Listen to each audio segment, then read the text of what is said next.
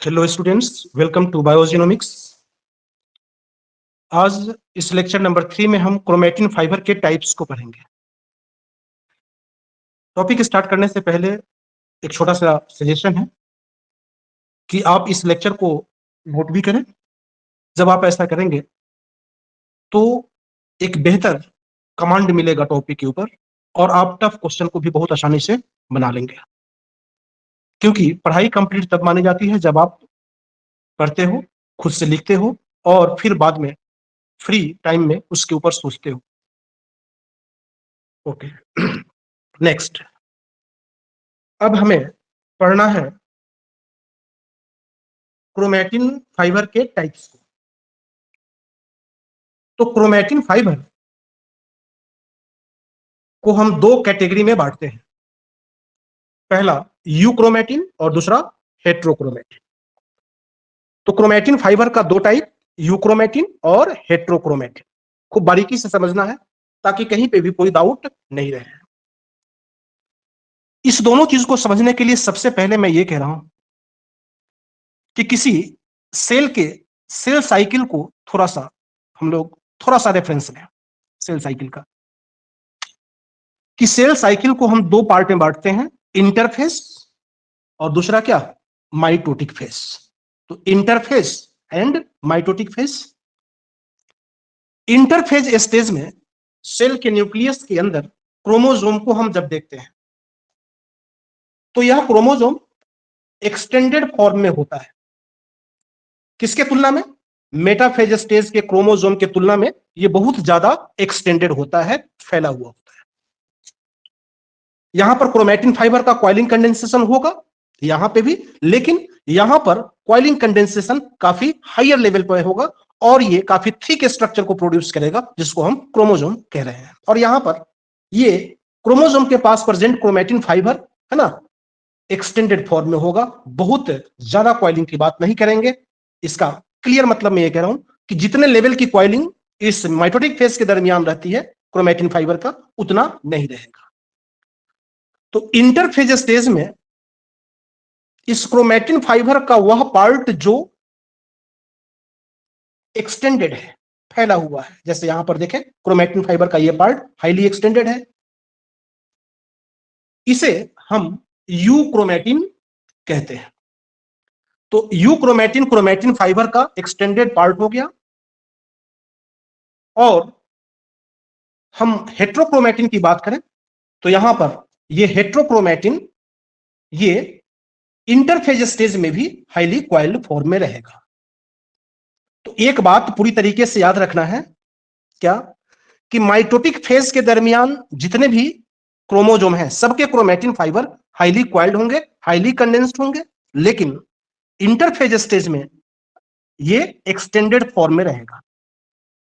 तो यहां पर इंटरफेज स्टेज में क्रोमोसोम या क्रोमेटिन फाइबर का वह पार्ट जो हाईली एक्सटेंडेड है वो यूक्रोमेटिन, और क्रोमेटिन फाइबर का वह पार्ट जो इंटरफेज में भी कंडेंस्ड फेज में रहता है, क्वाइल्ड फेज में रहता है, उसको हम कहते हैं हेट्रोक्रोमेटिन। क्लियर कट यहां पर डिसीजन दिया कि क्रोमेटिन इंटरफेज के दरमियान क्रोमेटिन फाइबर का वह पार्ट जो हाईली एक्सटेंडेड है, लेस टाइटली पैक्ड है, वो यूक्रोमेटिन, और जो टाइटली पैक्ड है इंटरफेज स्टेज में भी, ये बहुत इंपॉर्टेंट है कि इंटरफेज स्टेज में भी जो टाइटली इक्वाइल्ड है, पैक्ड है, उसको हम कह रहे हैं हेट्रोक्रोमेटिन।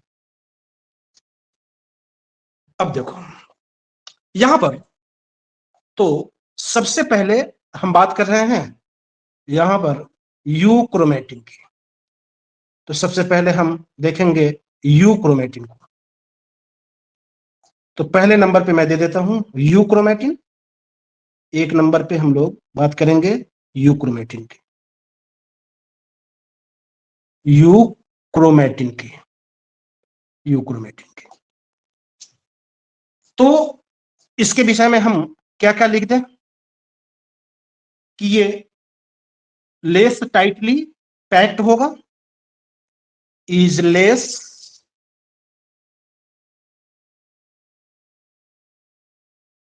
पैक्ड होगा, लेस टाइटली पैक्ड होगा।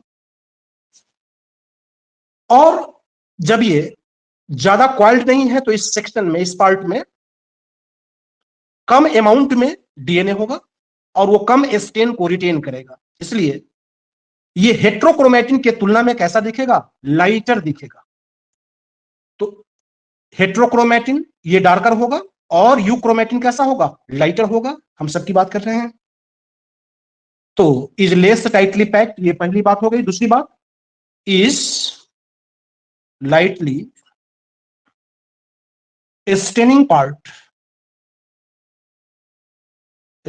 पार्ट किस चीज का बताओ, of chromatin fibre, chromatin fibre. और इस क्रोमेटिन फाइबर को हम इंटरफेज स्टेज में यहां पर बात कर रहे हैं कि हम लाइट माइक्रोस्कोप से नहीं देख पाएंगे। किसको, यूक्रोमेटिन को। तो यूक्रोमेटिन लाइट माइक्रोस्कोप के द्वारा ये विजिबल नहीं होगा, उससे हम नहीं देख पाएंगे। तो not visible under light microscope,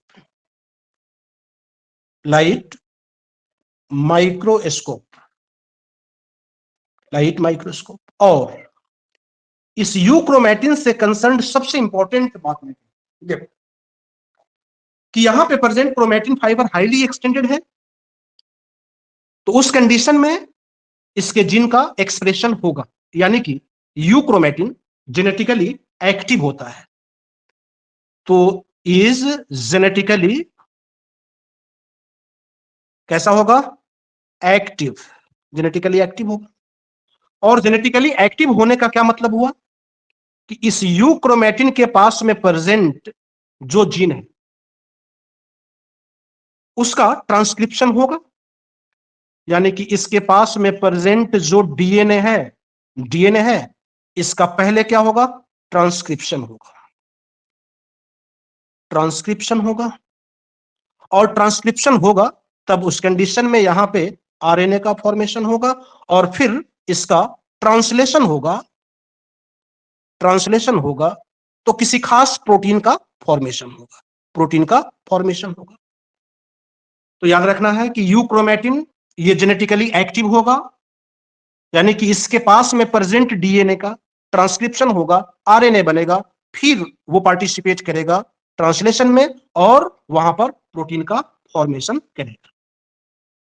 अब इस यूक्रोमेटिन के बाद हेट्रोक्रोमेटिन की बात करें तो हेट्रोक्रोमेटिन के लिए मैंने क्लियरली कहा कि क्रोमेटिन मटेरियल का वह पार्ट जो इंटरफेज स्टेज में भी कंडेंस्ड फॉर्म में होता है। ये जो डार्कर रीजन हमने यहां पे शो किया है इसको हम हेट्रोक्रोमेटिन कह रहे हैं।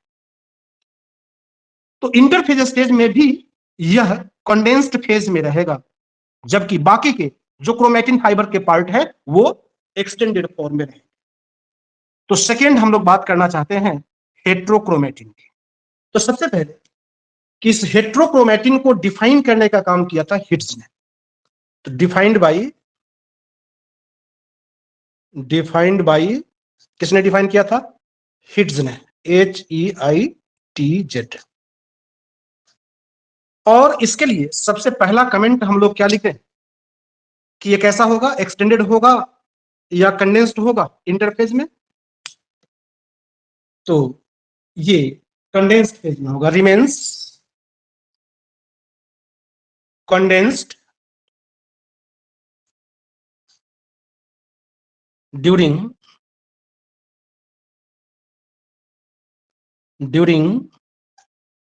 किस फेज में, इंटरफेज, ड्यूरिंग इंटरफेज। अब देखो, और किसी कंडेंस्ड क्रोमोसोम के अंदर अगर देखें, ये तो हमने इंटरफेज की बात की, उसके रिगार्डिंग माइटोटिक फेज के दरमियान, यानी कि माइटोटिक फेज में यहां पर ये क्रोमोसोम, तो माइटोटिक फेज में जब किसी क्रोमोसोम को हम देखेंगे तो वहां पे ये जो हेट्रोक्रोमेटिन है यूक्रोमेटिन के तुलना में या तो डार्कर होगा या लाइटर होगा। जैसे ये ग्रीन पार्ट जो हमने शो किया है मान लो यूक्रोमेटिन है, यहां पे ब्लैक से जो मैंने शो किया है मान लो ये हेट्रोक्रोमेटिन, और रेड वाला पार्ट भी हेट्रोक्रोमेटिन। तो यूक्रोमेटिन के तुलना में ये या तो डार्कर होगा हेट्रोक्रोमेटिन, या हल्के रंग का होगा, लाइटर होगा। लेकिन ये मैं सिर्फ कह रहा हूं किस फेज के दरमियान, एम फेज के दरमियान। तो जब एम फेज का मतलब क्या, यहां पर प्रेजेंट जो क्रोमेटिन फाइबर है वो हाईली क्वाइल्ड होगा, हाईली कंडेंस्ड होगा। तो जब किसी कंडेंस्ड क्रोमोसोम को देखेंगे, इसका दूसरा मतलब क्या हो गया कि ड्यूरिंग एम फेज या माइटोटिक फेज। तो यूक्रोमेटिन के तुलना में हेट्रोक्रोमेटिन या तो ज्यादा डार्क होगा, या है ना थोड़ा हल्के रंग का होगा। तो हेट्रोक्रोमेटिन जो काफी डार्कर, गहरे रंग का दिख रहा है, उसको हम एज वेल एज यहां पर हेट्रोक्रोमेटिन जो लाइटर कलर का है ना, इसके लिए यहां पर दो टर्म इंट्रोड्यूस कर रहे हैं। जो ज्यादा डार्कर है उसके लिए पॉजिटिव टर्म, और जो लाइटर है उसके लिए निगेटिव टर्म। तो पॉजिटिव एंड निगेटिव हेट्रोपाइक्नोसिस कहते हैं इस, है ना। तो पॉजिटिव एंड निगेटिव हेट्रोपाइक्नोसिस ये शो करेगा किस फेज के दरमियान, ड्यूरिंग माइटोटिक फेज या एम फेज। तो इस बात को हम, इस क्वेश्चन को भी लिख लेते हैं हम लोग। इन कंडेंस्ड क्रोमोसोम,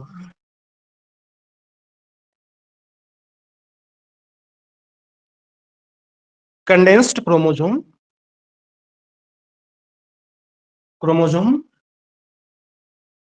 क्या कहा मैंने, it extends, extends more strongly, darker, more,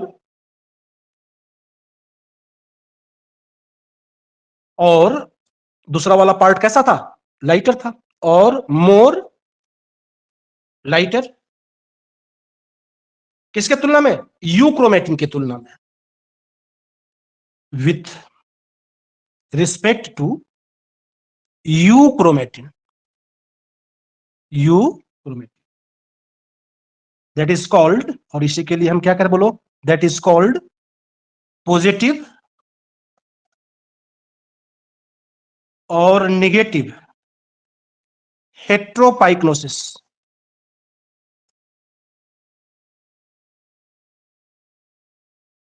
positive और नेगेटिव हेट्रोपाइक्नोसिस, इस टर्म को याद रखना। दूसरी बात देखो एक इंपॉर्टेंट, कि हेट्रोक्रोमेटिन यूक्रोमेटिन की तुलना में हाईली कंडेंस्ड है, और ये हाईली कंडेंस्ड है तो जेनेटिकली एक्टिव होगा या इनएक्टिव, ये जेनेटिकली इनएक्टिव होगा। तो जेनेटिकली इनएक्टिव कहने का मतलब क्या, कि इसके पास में प्रेजेंट जो डीएनए है उसका ट्रांसक्रिप्शन नहीं होगा, और ट्रांसक्रिप्शन नहीं होगा तो फिर ये प्रोटीन को नहीं बनवा पाएगा। तो जेनेटिकली याद रखना है कि हेट्रोक्रोमेटिन जेनेटिकली कैसा होगा, इनएक्टिव होता है। तो लिखते हैं हम लोग, इज जेनेटिकली इनएक्टिव, और इसका मतलब क्या हो गया कि इसके पास में प्रेजेंट जो डीएनए है उसका ट्रांसक्रिप्शन नहीं होगा, नॉट ट्रांसक्राइब्ड। तो ट्रांसक्रिप्शन नहीं होगा तो उस कंडीशन में, है ना, आरएनए नहीं बनेगा, और आरएनए नहीं बनेगा तो प्रोटीन नहीं बनेगा। तो यहां पर आरएनए का फॉर्मेशन, तो लिखते हैं हम लोग, no, no formation of RNA, और आरएनए का फॉर्मेशन नहीं हुआ इसलिए यहां पर प्रोटीन का फॉर्मेशन नहीं होगा। सो नो फॉर्मेशन,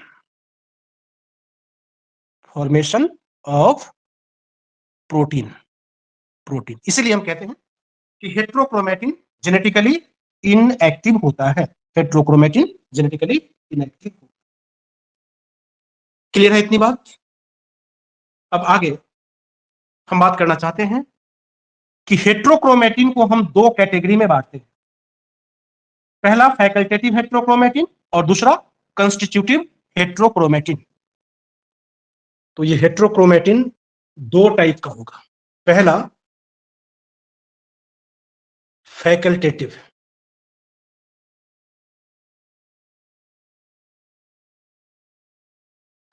हेट्रोक्रोमेटिन,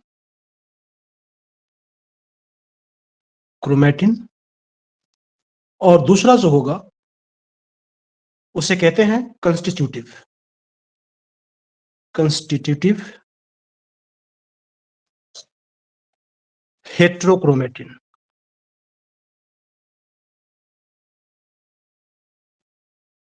तो हेट्रोक्रोमैटिन का दो type, facultative heterochromatin and constitutive heterochromatin. अब इसमें सबसे पहले हम लोग पढ़ेंगे फैकल्टेटिव हेट्रोक्रोमैटिन को।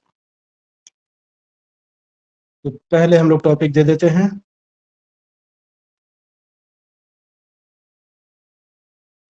Facultative heterochromatin.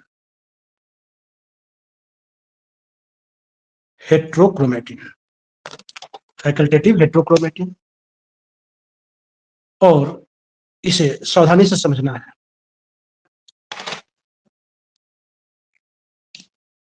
ये फैकल्टेटिव हेट्रोक्रोमैटिन किसी खास सेल के अंदर मिलेगा और किसी खास स्टेज में। तो किसी खास सेल के किसी खास स्टेज में हम ऑब्जर्व कर सकते हैं फैकल्टेटिव हेट्रोक्रोमैटिन को। तो पहले इसको लिखते हैं फाउंड इन, याद रखना है, फाउंड इन सर्टेन सेल, और उस खास सेल के किसी खास स्टेज में, eight certain stage, certain stage. अब देखो,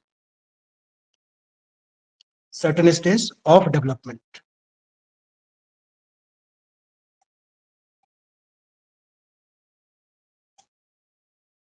अब इसको सावधानी से समझना है कि सपोज करो हम मैमेलियन फीमेल्स की बात करते हैं। तो मैमेलियन फीमेल के केस में यहां पे 2 एक्स क्रोमोसोम होता है, और इस 2 एक्स क्रोमोसोम में से एक एक्स क्रोमोसोम को हेट्रोक्रोमैटिक स्टेज में रिटेन कर लिया जाता है, रख लिया जाता है। तो मैमेलियन फीमेल के केस में 2 एक्स क्रोमोसोम में से एक एक्स क्रोमोसोम को हेट्रोक्रोमैटिक स्टेज में ला दिया जाता है। तो 2 में से एक कैसा हो जाएगा, इनएक्टिव हो जाएगा। तो जो इनएक्टिव हो जाएगा वही यहां पे फॉर्म करने का काम करता है, बनाता है बार बॉडी को। तो यहां पर ये जो एक्टिव फेज में है एक्स क्रोमोसोम उसको हमने शो किया, और जो हेट्रोक्रोमैटिक स्टेज में चला गया उसको हमने यहां पे ऐसे शो किया, जो बार बॉडी कहलाएगा या बार बॉडी का फॉर्मेशन करेगा। तो मैमेलियन फीमेल के केस में से 2 एक्स क्रोमोसोम में से एक हेट्रोक्रोमैटिक स्टेज में चला गया और बार बॉडी का फॉर्मेशन किया, और एक जेनेटिकली एक्टिव रहेगा और उसके जीन का ट्रांसक्रिप्शन होगा, आरएनए बनेगा, फिर वो प्रोटीन का सिंथेसिस करेगा। तो यहां पर ऐसा क्यों किया जा रहा है कि अगर दोनों एक्स क्रोमोसोम के जीन का एक्सप्रेशन होगा तो ज्यादा अमाउंट में प्रोडक्ट बनेंगे, और वह एक डिसबैलेंस क्रिएट करेगा सेल के अंदर। तो किसी जीन के, क्योंकि दोनों के पास में सेम टाइप ऑफ जीन है, तो यहां पर एक्स क्रोमोसोम के पास प्रेजेंट जीन के जो प्रोडक्ट हैं उसके अमाउंट को बैलेंस करने के लिए इस तरीके से ये प्रोसेस फॉलो किया गया, और इसी प्रोसेस को हम कहते हैं डोजेस कंपनसेशन। लिखेंगे हम लोग, क्या कहते हैं बोलो, डोजेस कंपनसेशन, या इसी डोजेस कंपनसेशन को हम कहते हैं लायोनाइजेशन। तो फिर से मैं कह रहा हूं कि फैकल्टेटिव हेट्रोक्रोमैटिन किसी खास सेल के अंदर मिलेगा और किसी खास स्टेज में मिलेगा। तो डेवलपमेंट के किसी खास स्टेज में मिलेगा, किसी खास सेल के अंदर। और एग्जांपल के लिए मैं कह रहा हूं, मैमेलियन फीमेल के केस में 2 एक्स क्रोमोसोम में से एक को हेट्रोक्रोमैटिक बना दिया गया और दूसरे को, है ना, एक्टिव रखा गया। ये जेनेटिकली एक्टिव होगा, ये इनएक्टिव होगा। इस बात को हम ऐसे यहां पे लिख सकते हैं। तो पहली बात, इस फैकल्टेटिव हेट्रोक्रोमैटिन के लिए हम क्या लिखें, ये तो लिख दिया हमने, found in certain cell at certain stage of development. दूसरी बात, इन दिस केस क्या हो गया बोलो, 2 में से एक क्रोमोसोम को इनएक्टिवेट कर दिया गया। In this case 1 chromosome, short में मैं लिख रहा हूं क्रोमोसोम, तुम लोग पूरा लिखोगे, ऑफ द पेयर कैसा हो जाएगा, becomes,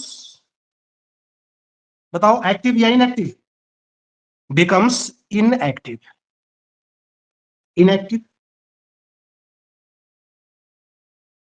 it is heterochromatic, heterochromatic, heterochromatic हो गया। एग्जाम्पल के लिए हमने कहा, एग्जाम्पल के लिए 1 x chromosome in mammalian female, female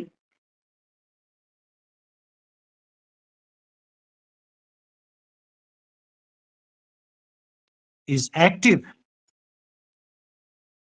and another one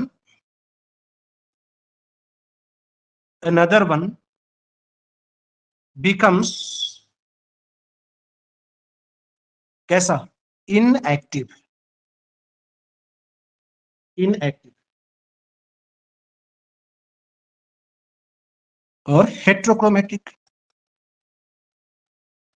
हेट्रोक्रोमेटिक और हेट्रोक्रोमेटिक स्टेज में जो एक्स क्रोमोसोम है वही फॉर्मेशन करता है बार बॉडी का, एंड फॉर्म्स, क्या लिखे बोलो, and forms what, bar body, ये याद रखना है, बार बॉडी का फॉर्मेशन एक्स क्रोमोसोम करता है। और किस स्टेज के लिए मैं बात कर रहा हूं, तो ड्यूरिंग इंटरफेस, ये बहुत इंपॉर्टेंट है, ड्यूरिंग इंटरफेस, ड्यूरिंग इंटरफेस। और इसी को हम लोग कहते हैं डोजेस कंपनसेशन और लायोनाइजेशन। दिस प्रोसेस इज कॉल्ड, बोलो क्या नाम, क्या लिखे, डोजेस कंपनसेशन,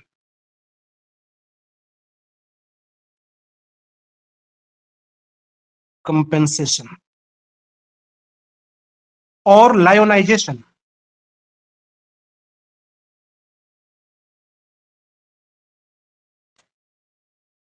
डोजेस कंपनसेशन और लायोनाइजेशन। एक क्वेश्चन और यहां पे याद रखना,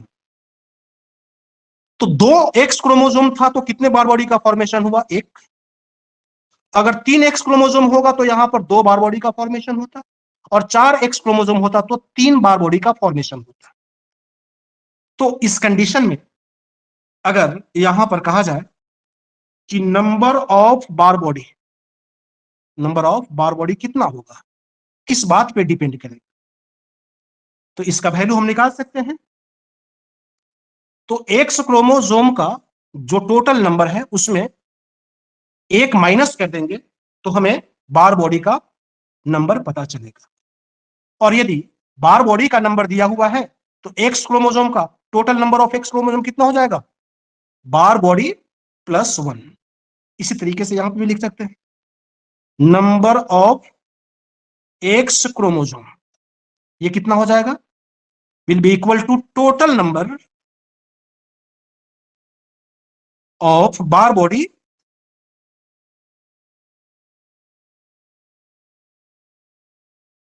प्लस 1, प्लस 1। तो याद रखना है कि हम ऐसा अगर क्वेश्चन पूछता है तो इस तरीके से निकाल सकते हैं। अगर यहां पे total number of Barr body will be equal to total number of X chromosome, यहां लिख देता हूं total number of X chromosome, X chromosome minus 1, और total number of X chromosome will be equal to total number of Barr body plus 1। अब हम बात करते हैं कॉन्स्टिट्यूटिव हेट्रोक्रोमेटिन की। तो ये कॉन्स्टिट्यूटिव हेट्रोक्रोमेटिन ये बहुत कॉमन होता है। तो यहां पर पहले इस बात को लिखें हम लोग, इज मोस्ट कॉमन, हम सारी चीज को देखेंगे। और इस कंस्टिट्यूटिव हेट्रोक्रोमेटिन के पास में प्रेजेंट होता है हाईली रिपीटेटिव डीएनए सीक्वेंस। क्या कहा मैंने, हाईली रिपीटेटिव डीएनए सीक्वेंस। तो पहले इसको हम लोग लिखें, कंटेन्स हाईली रिपीटेटिव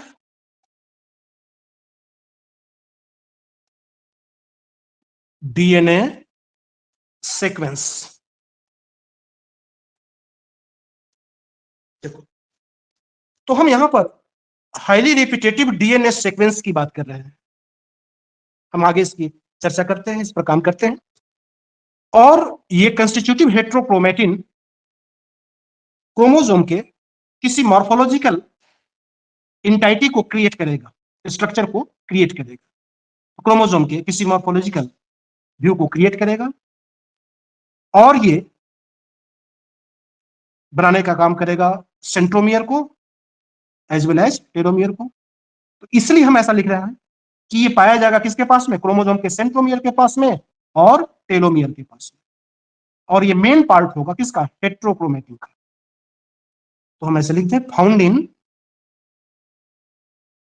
इन बोलो कहां कहां पे मिलेगा, centromere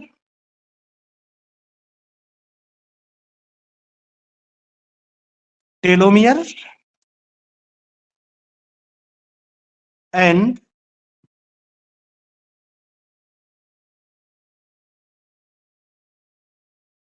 is main part of heterochromatin। Heterochromatin तो इंपॉर्टेंट है ये कि कंस्टिट्यूटिव हेट्रोक्रोमेटिन कहां कहां मिलेगा, सेंट्रोमियर के पास में, टेलोमियर के पास में। और ये हेट्रोक्रोमेटिन के मेन पार्ट को रिप्रेजेंट करता है। इस लेक्चर में इतना ही। लेक्चर नंबर 4 में हम डिस्कस करेंगे रिपीटेटिव डीएनए को, और साथ में हमने लेक्चर नंबर 1 में बताया था कि डीएनए से प्रोटीन की बाइंडिंग होगी तो वह जीन एक्सप्रेशन को रेगुलेट करेगा सिंपली, लेकिन वहां प्रेजेंट जीन के पोटेंशियलिटी को, उसके क्षमता को प्रभावित नहीं करता है। ये काम किस तरीके से होता है इसको डिस्कस करेंगे, और इस क्वेश्चन को भी डिस्कस करेंगे कि हिस्टोन जीन एक्सप्रेशन को चेक करता है, रोक देता है। और ये दोनों एस्पेक्ट कंसर्न्ड है क्रोमैटिन रिमॉडलिंग से। एक छोटी सी अपील है, please like, share and subscribe to support this channel. Thanks for watching.